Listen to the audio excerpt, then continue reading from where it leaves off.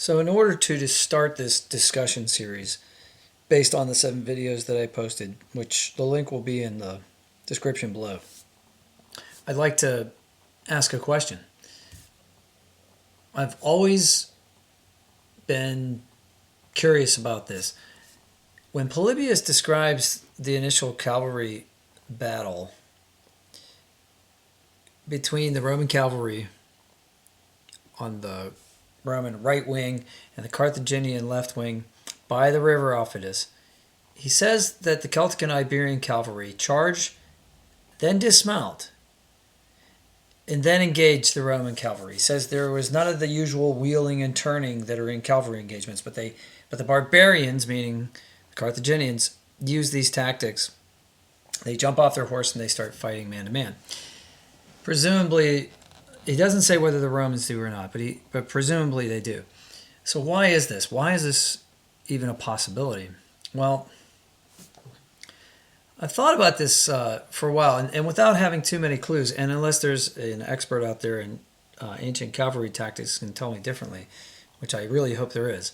So look at the battlefield. So say you're the Romans, and you're setting up, you're Varro, and you're setting up your army to attack Carthaginians. Now, you know that in previous battles, the superior tactics and numbers of the Carthaginian cavalry were a problem.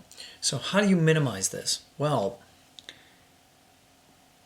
first of all, you put your army so that there's a natural obstacle, namely the river, so that you can't be flanked. Okay?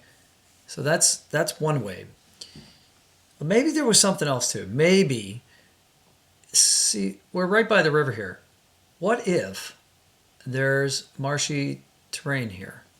What if right here, say, there's a marsh? It's not a very dark color. Let's try something else. There's marshland here. Swamp.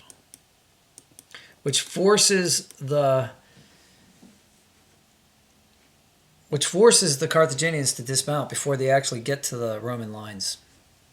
So instead of the classic scenario where in movies where the horsemen, crash into each other in a clash of arms, the Carthaginians come up, they see that there's an obstacle, the marshy ground, and they dismount, and then they fight.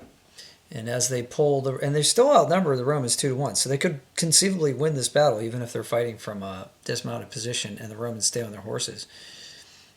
And then once they overtake them, they get back on their horses and they pursue them.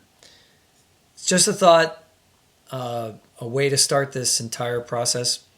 If you have another explanation, please give it to me. I'd love to hear from you.